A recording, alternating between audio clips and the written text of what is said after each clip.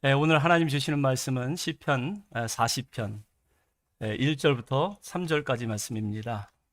여러분이 가지고 계신 성경 832쪽쯤에 있습니다. 구약성서 시편 40편 1절부터 3절까지 말씀을 우리 큰 소리로 합독하도록 하겠습니다. 시작. 내가 여호와를 기다리고 기다렸더니 귀를 기울이사 나의 부르짖음을 들으셨도다. 나를 기가 막힐 웅덩이와 수렁에서 끌어올리시고 내 발을 반석 위에 두사 내 걸음을 견고하게 하셨도다. 새 노래를 곧 우리 하나님께 올릴 찬송을 내 입에 두셨으니 많은 사람이 보고 두려워하여 여호와를 의지하리로다. 아멘. 오늘은 기다림 속에 주시는 은혜라는 말씀의 제목으로 함께 은혜 받기를 원합니다. 우리가 읽은 이 시편 40편은 너무나 잘 알려져 있는 시편이죠. 우리가 다 읽진 않았습니다만 우리가 1절부터 이 3절 이 짧은 시편을 읽으면서 느끼는 것은 이 시편이 얼마나 우리에게 큰 위로가 되고 또 소망을 주는 찬송인가 하는 생각을 해봤습니다. 복음송으로도 아주 유명한 찬송인데요. 혹시 가능하다면 우리 성도님들, 성가대 좀 도와주시면 이 찬양 먼저 한번 같이 올려드렸으면 좋겠습니다. 자, 처음이 아니라 이 소절만 우리 같이 한번 했으면 좋겠어요. 깊은 웅덩이와 이와 수렁에서 끌어주시고 나의 발을 반석에서 세우시사 나를 튼튼히 하셨네. 새 노래로 부르자 랄랄라 하나님께 올릴 찬송을 새 노래로 부르자 하나님 사랑을. 아멘. 시로 우리가 읽는 것보다, 눈으로 읽는 것보다 우리가 또 입술로 고백하니까 또 더 은혜가 되는 것 같고 또 우리에게 참 소망이 되는 귀한 시편의 말씀이 아닌가 생각을 해봅니다. 여러분, 오늘 본문 2절에 보면은 나를 기가 막힐 웅덩이와 수렁에서 끌어주신다. 이 다윗의 시편인데요. 다윗이 이런 고백을 해요. 이게 비유적인 표현인데 기가 막힐 웅덩이와 수렁에서 나를 끌어올리시는 하나님. 여러분, 우리가 살다 보면 그럴 때가 있잖아요. 기가 막힐 때.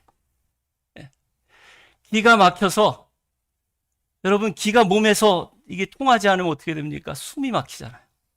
정말 죽을 것 같은 그런 절망의 그런 상황 가운데서 하나님께서 나의 기도를 들으시고 응답하시는데 첫 번째 하신 일이 뭐예요? 그 기가 막힌 깊은 웅덩이 그리고 수렁에서 나를 끌어올려 주신다라는 거예요. 할렐루야. 저는 이 표현이 참 기가 막힌 것 같아요. 기가 막힌 웅덩이와. 여러분, 고대 사회에서 전쟁할 때요, 적군이 이렇게 웅덩이와 수렁을 자주 파놓습니다. 웅덩이를 파놓는 이유는 뭐예요? 거기 빠지면 포로로 삼으려고. 그리고 수렁은요, 일단 빠지면은 거기에 깊숙이 빨려 들어가는 특성이 있기 때문에 죽습니다. 그러니까 둘 중에 하나예요. 적이 우리를 사로잡기 위해서, 포로로 사로잡기 위해서 웅덩이를 팔 때가 있고, 또 우리를 죽이기 위해서 수렁을 파놓는다라는 것입니다. 그러니까 이러한 상황은 우리가 아무것도 할 수 있는 상황이 아니에요. 이러지도 못하고 저러지도 못하는, 빼도 막도 못하는 그런 절망적인 상황에서 하나님이 다윗을 끌어올리셨다라는 것입니다. 이 다윗이 어떤 상황에 처해 있는지, 어떤 절박한 상황 가운데 있는지는 우리가 시편 40편 전체를 다 읽어봐도 알 수는 없습니다. 그렇게 구체적으로 명시가 되어 있지 않아요. 그런데 우리가 짐작해 보면 다윗이 언제 기가 막힌 상황을 당했을까? 아마도 가장 큰 절망적인 상황은 사랑하는 아들 압살롬이 반역을 해서 그 반역을 피하기 위해서 야밤에 예루살렘 성을 빠져나가는 그런 상황이 아니었나 생각을 해봅니다. 여러분, 우리가 사는 세상도 마찬가지입니다. 이 사단이 이 사방에 이 웅덩이와 또 수렁을 파놓고 있어요. 우리를 포로 삼기 위해서. 일단 빠지면은 우리를 죄의 포로로 사용하기 위해서 그렇게 우리를 기다릴 때가 있고요. 또 한편으로는 수렁에 빠지면 아무리 힘을 쓰고 용을 써도 빠져나올 수 없기 때문에 그렇게 우리를 죽이기 위해서 파놓은 함정이 얼마나 많은지 알 수 없습니다. 이 수렁과 이 웅덩이의 특징은 무엇인지 아세요? 우리가 힘을 쓰면 쓸수록, 용을 쓰면 쓸수록 더 깊이 빠져 들어간다는 것이죠. 물에 빠진 사람들과 다를 바가 없습니다. 여러분, 물에 빠진 사람들이 왜 물속에 빠져 죽습니까? 힘을 쓰기 때문에. 어떻게든지 물에서 헤어나오려고 힘을 쓰고 용을 쓰기 때문에 더 물을 많이 먹는 거예요. 그래서 결국 물속에 가라앉게 되는 것입니다. 오히려 살려면은 힘을 빼면 돼요. 우리 몸에 힘을 쭉 빼면 바다 같은 경우에는 그냥 몸이 저절로 붕 뜹니다. 그러면 구조대가 올 때까지 그냥 하늘 보고 쳐다보고 있으면은 구조 받을 수가 있어요. 살 확률이 더 많다라는 거예요. 여러분도 아마도 이 기가 막힌 웅덩이와 수렁에 한두 번은 빠져본 경험이 있거나 또 앞으로 빠지게 될지도 모르겠습니다. 그러면 그때 어떻게 해야 할까요?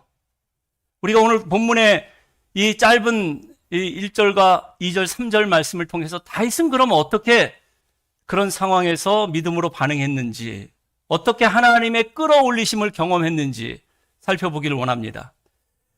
그럴 때 간절한 기다림이 필요합니다. 오늘 본문 1절 말씀 다시 한번 읽습니다. 내가 여호와를 기다리고 기다렸더니 귀를 기울이사 나의 부르짖음을 들으셨도다.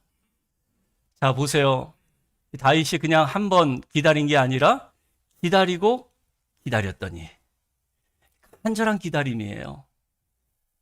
이 시인은 이 글을 지금 반복하고 강조해서 쓰고 있는데 다른 구원의 방법이 없기 때문에 하나님만 간절히 내가 기다리고 기다렸더니 하나님께서 나의 기도에 응답하셨다라는 거예요.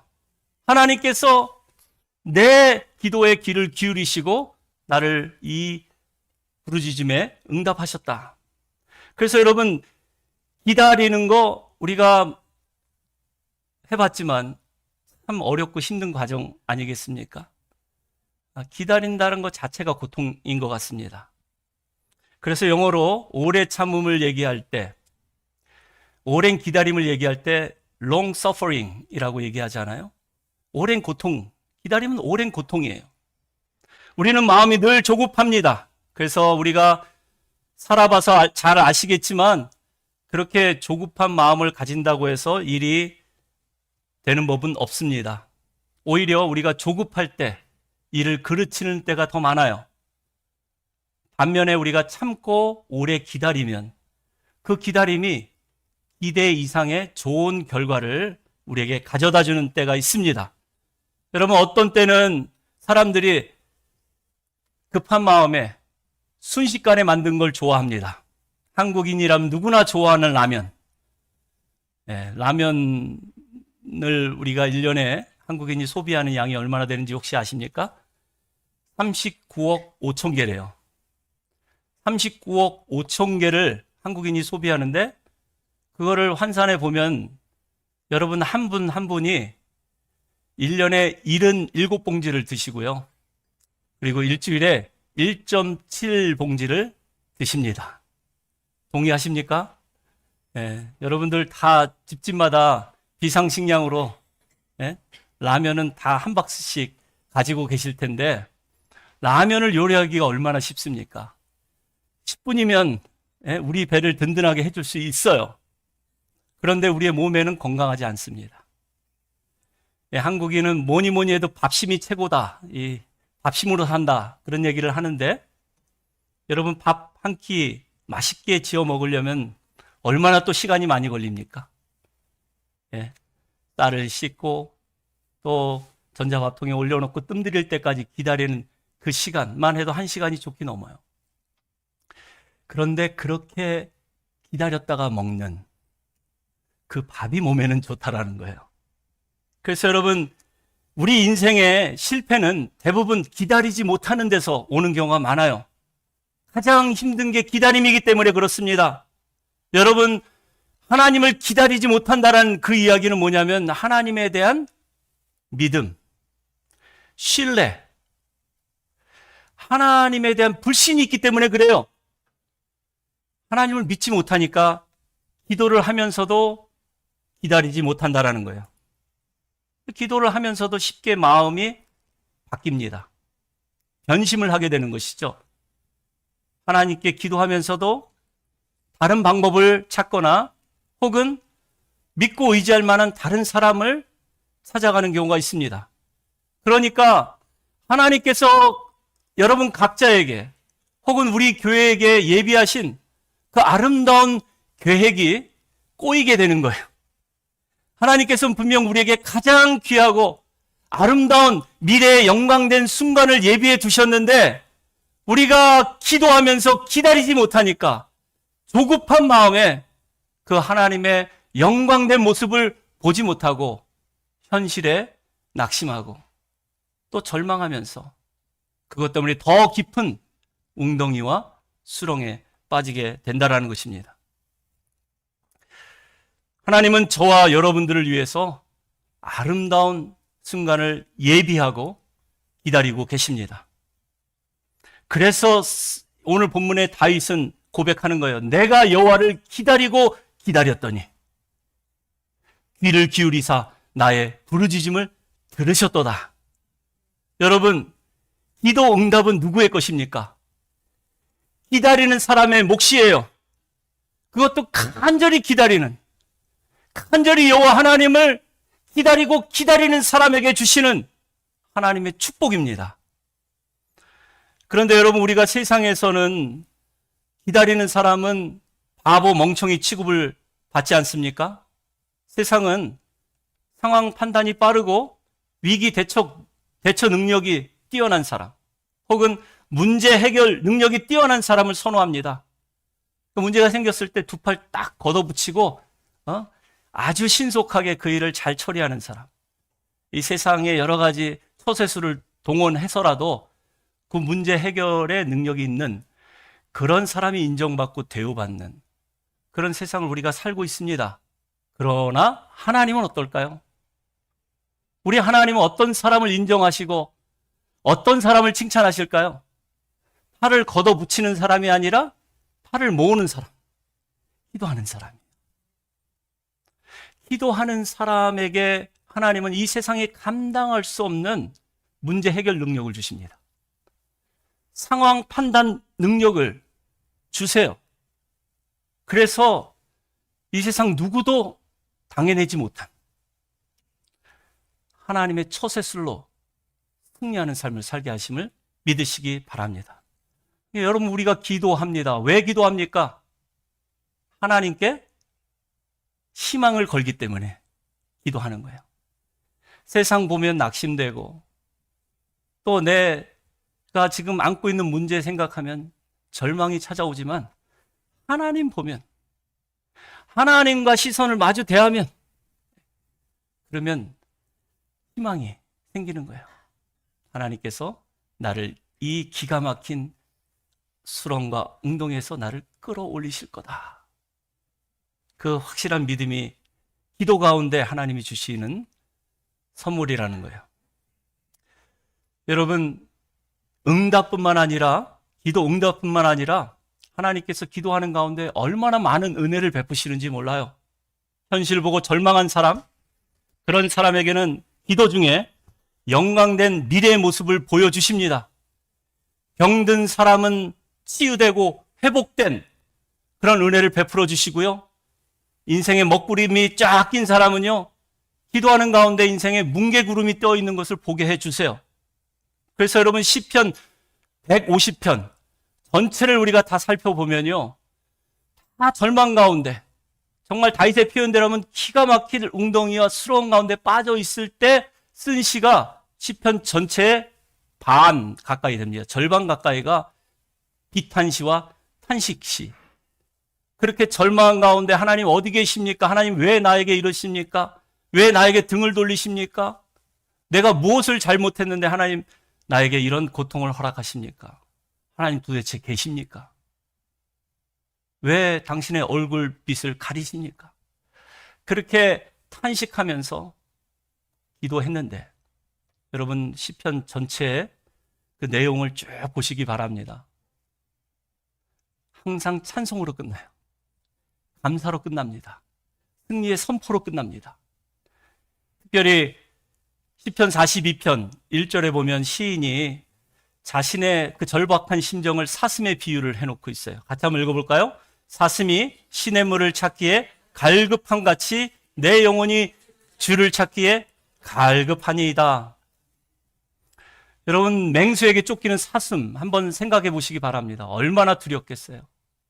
근데 이러다 잡히면 꼼짝없이 죽을 텐데 얼마나 정말 기가 막히겠어요. 예?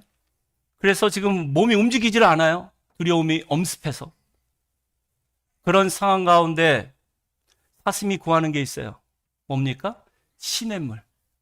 사슴이 시냇물을 찾아 헤매듯이 내 영혼이 주를 찾기에 갈급하나이다. 시냇물이 상징하는 것은 은혜입니다. 하나님, 나를 이대로 보고만 계시지 마시고 나를 어서 와서 구원해 주십시오. 하나님의 나타나심을 간절히 원합니다. 라고 그가 절박한 가운데서도 하나님께 기도하며 기다리는 거예요. 그랬더니 시편 42편 마지막 절 11절에 보세요. 그가 뭐라고 고백하는지 같이 한번 읽어볼까요? 내 영혼아, 내가 어찌하여 낙심하며 어찌하여 내 속에서 불안해하는가? 너는 하나님께 소망을 들아. 나는 그가 나타나 도심으로 말미암아 내 하나님을 여전히 찬송하리로다. 여러분, 문제가 다 해결된 상황에서 지은 시가 아니라고 했어요. 여전히 쫓기는 상황에, 여전히 내가 깊은 수렁에서 빠져 있는데 기도하다 보니까, 하나님께 소망을 두다 보니까 하나님께서 이제 나타나심으로 말미암아 내가 하나님을 찬송하고, 그리고 하나님께서 이 순간을 통해서 영광 받아 주실 것이다. 그렇게 고백하고 있는 것입니다. 그래서 여러분, 지혜로운 사람은 기도 가운데 하나님을 기다릴 줄 아는 사람입니다. 위기의 순간에 하나님 앞에 무릎을 꿇는 사람입니다. 기다림은 여러분 막연하고 답답해 보일 수 있지만 하나님 보시기에는 가장 지혜로운 믿음의 행위예요. 기도하면서 하나님을 기다릴 수 있어야 합니다. 그런데 여러분, 기도하는 동안, 기다리는 동안에는 아무 일도 일어나지 않아요. 현실 문제 해결되지 않습니다. 그래서 요즘에 이 한국의 젊은이들 사이에 회자되는 말 중에 이런 말이 있다고 하죠. 희망 고문, 희망 고문. 여러분 혹시 들어보셨나요? 말 그대로 희망을 하면 그 자체가 고문이라는 거예요.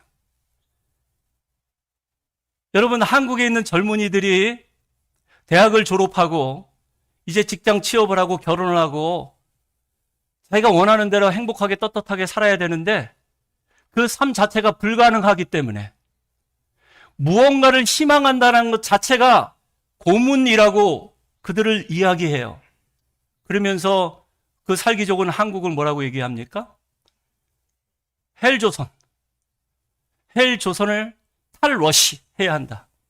빨리 벗어나야 한다. 탈러시. 여러분, 세상을 보면 세상에 되는 일들, 돌아가는 일들을 우리가 바라보면요, 절망할 수밖에 없어요. 희망한다라는 것 자체가 고문이 될 수 있습니다. 그러나 우리가 기다리면, 기도 중에 하나님을 소망하면, 그러면 하나님께서 놀라운 일들을 우리의 삶 가운데 시작함을 기억할 수 있기를 바랍니다. 그러니까 막연히 하나님을 기다리는 것이 아니라 기다리고 또 간절히 기다리는 거예요. 간절히 기도하는 거예요. 우리가 간절히 기도하다 보면 하나님께서 정확한 타이밍에 응답하십니다. 여러분, 모든 것에는 다 하나님의 때가 있다고 하지 않아요? 심을 때가 있으면 거둘 때가 있고, 날 때가 있으면 죽을 때가 있고, 울 때가 있으면 웃을 때가 있고, 기도했으면 기도 응답받을 때도 분명히 옵니다. 여러분, 우리가 인생을 살면서 경험하는 모든 생사화복, 희노애락의 모든 때는 하나님의 타이밍에 맞춰서 하나님께서 행하시는 일입니다. 우리의 때가 아니에요. 우리의 타이밍에 맞춰서 하나님이 일하시는 게 아니에요. 하나님의 때를 아는 것이 지혜입니다. 여러분, 우리가 살고 죽는 것, 병이 들고 건강을 회복하는 시점도 다 하나님의 때, 그 카이로스적인 시간 안에서 기가 막힌 타이밍에 맞춰서 하나님이 일하시는 거예요. 우연은 없습니다. 어쩌다 보니까 시간이 돼서 자꾸 우리 크로노스적인 우리 인간의 시간대에 맞춰서 하나님이 일하시길 바라는데 절대로 그런 일은 일어나지 않습니다. 모든 만사가 다 카이로스, 하나님의 때에 이루어지는 것입니다.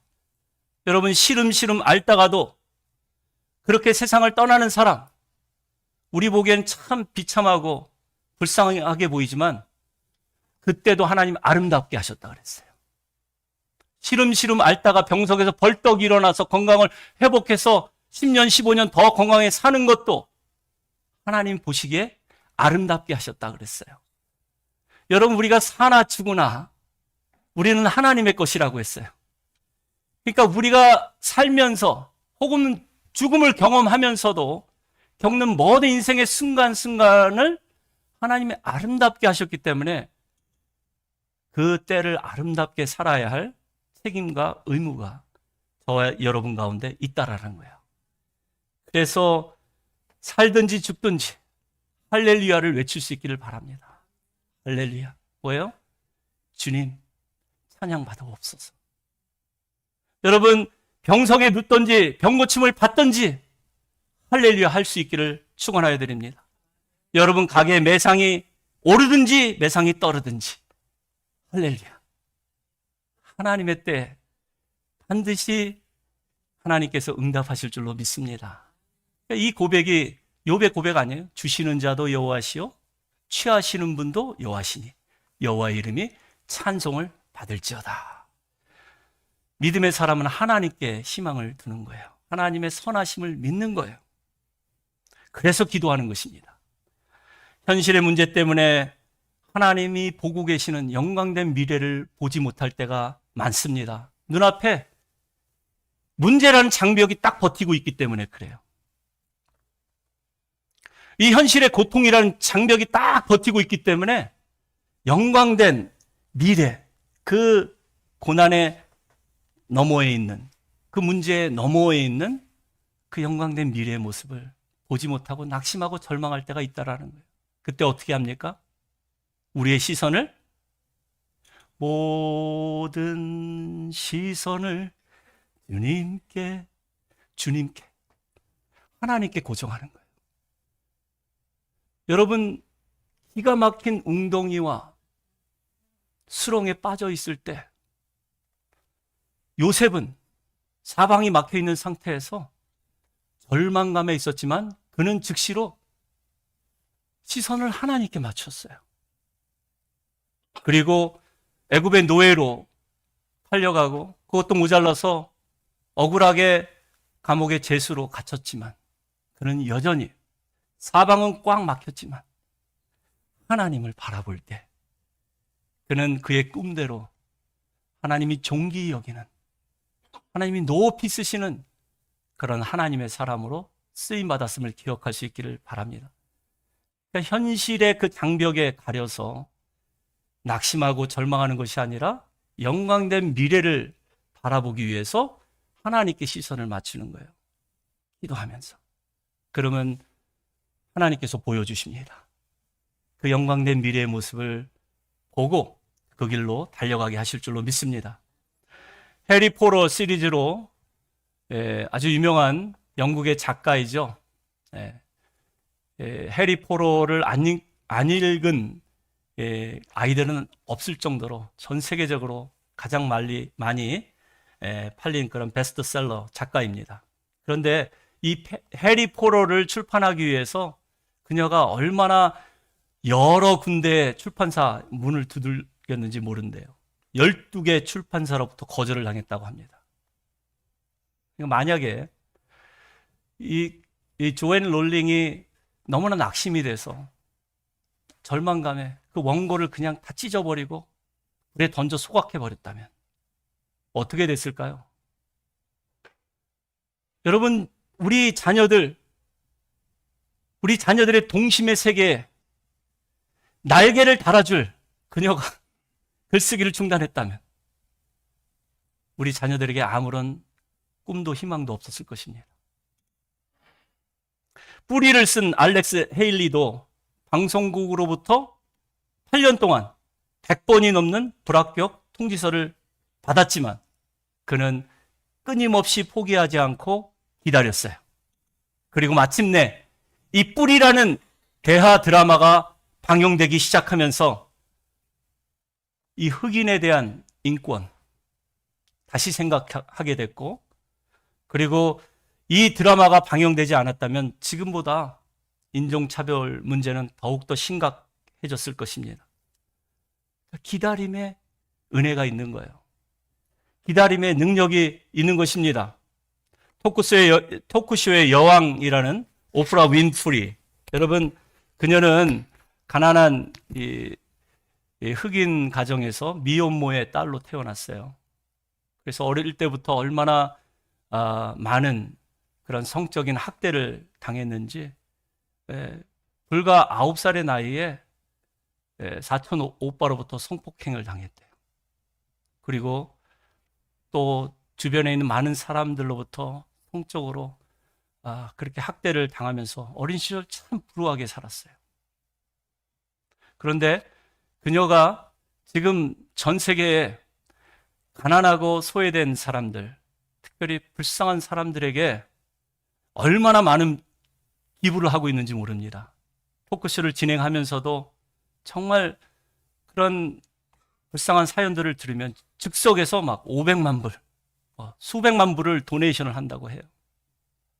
자기가 어릴 때 비참한 그런 삶을 살아봤기 때문에, 그리고 비참한 삶 가운데 이 세상의 부모는 다 자기를 버리고 학대하지만 하늘 아버지는 끝까지 자기를 사랑하고 기다리는 그 하나님을 경험하고 난 다음에 그가 선행을 베푸기 시작했다라는 거예요.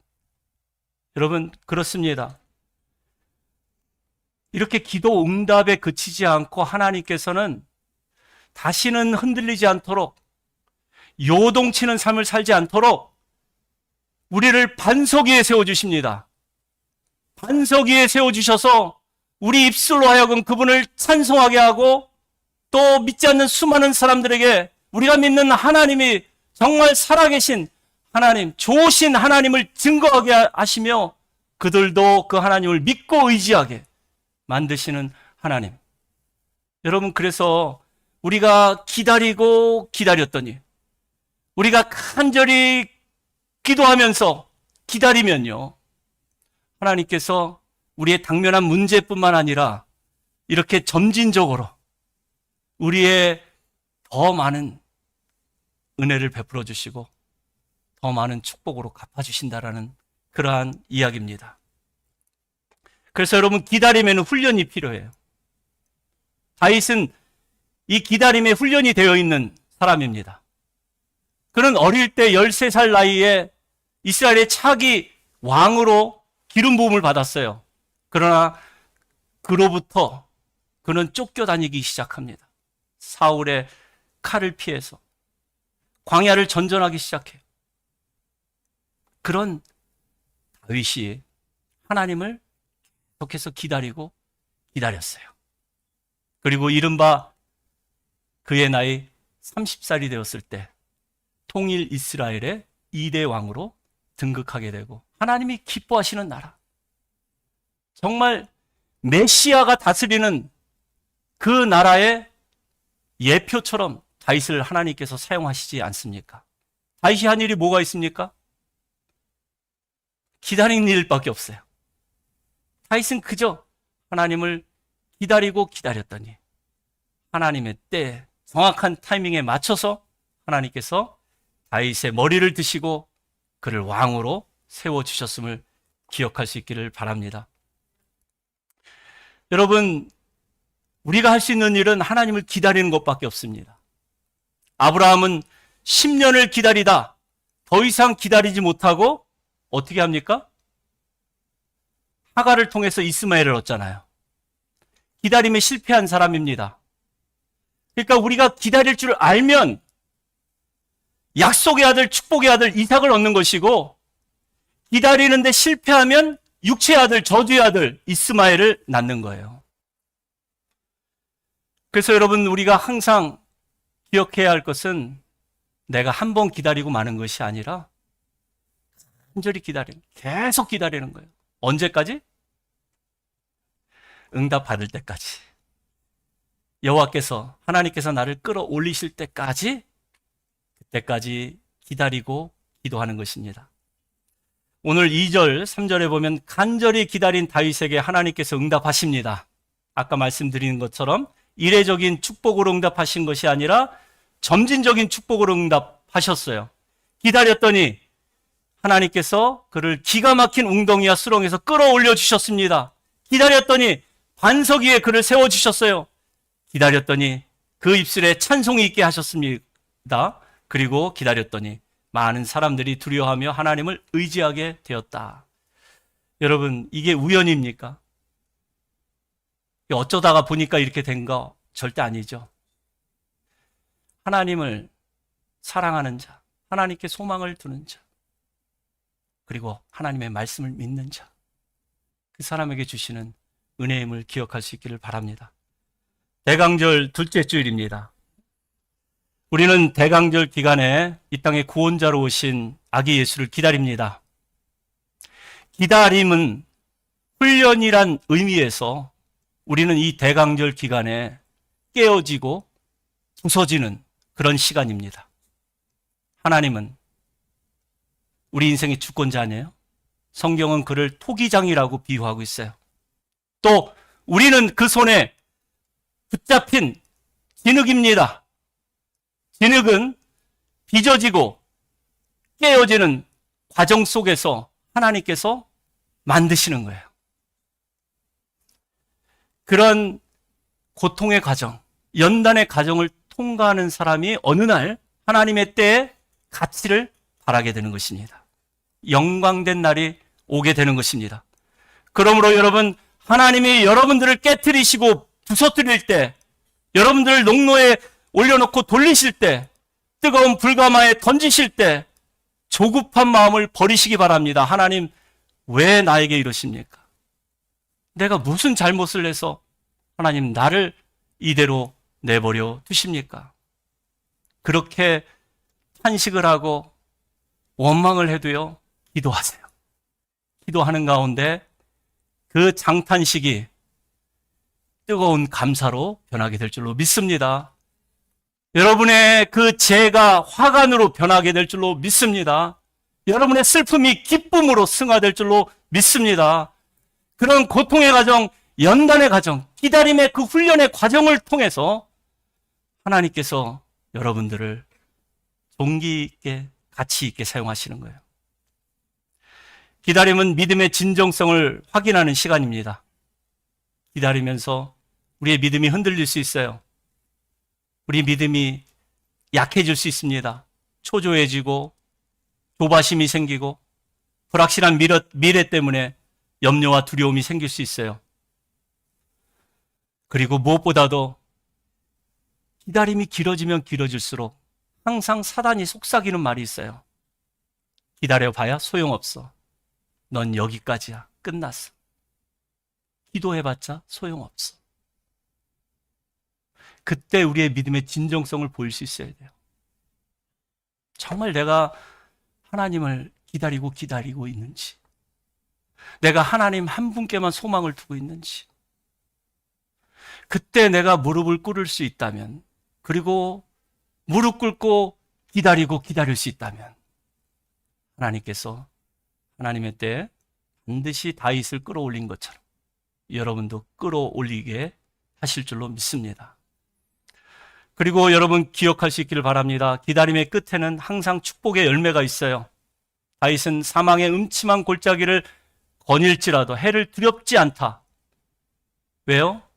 하나님이 기도하는 중에 보니까 옆에 계신 거예요. 하나님 함께 하시는 것을 경험했기 때문에 그렇습니다. 원수의 목전에서도 그는 두려워하지 않습니다. 왜요? 원수의 목전에서 상을 베푸시는 하나님. 그분이 지금 나와 함께 하기 때문에 그렇습니다. 하나님을 의지하고 하나님을 기다렸더니 하나님은 다니엘을 사자굴이라는 웅덩이에서 끌어올리셨어요. 하나님을 기다리고 하나님을 의지했던 슬픔의 여인 한나. 이 여인도 슬픔의 수렁에서 끌어올리셨습니다. 그리고 축복의 선물로 사무엘이라는 하나님의 사람, 기도의 사람을 선물로 허락해 주셨음을 기억할 수 있기를 바랍니다. 항상 기다림에는 축복의 열매가 있는 거예요. 사랑하는 성도 여러분, 우리가 기가 막힌 웅덩이와 또 수렁에 빠져 있을 때 여러분 꼭 기억할 수 있기를 바랍니다. 간절히 하나님을 기다리세요. 기다리는 것이 왕도입니다. 기도하고 기다릴 때 하나님께서는 반드시 여러분들을 끌어올려 주실 줄로 믿습니다. 응답이 더딜지라도 기다리는 거예요. 그래서 어둠이 지나가면 새벽이 오는 것처럼 다윗처럼 그렇게 기도하고 또 기다려서 하나님께서 여러분을 건져주시고 세워주시고 찬송하게 하시는 그 하나님의 은혜를 깊이 체험하시는 우리의 평안교회 성도님들 다 되시기를 주님의 이름으로 축원하여 드립니다.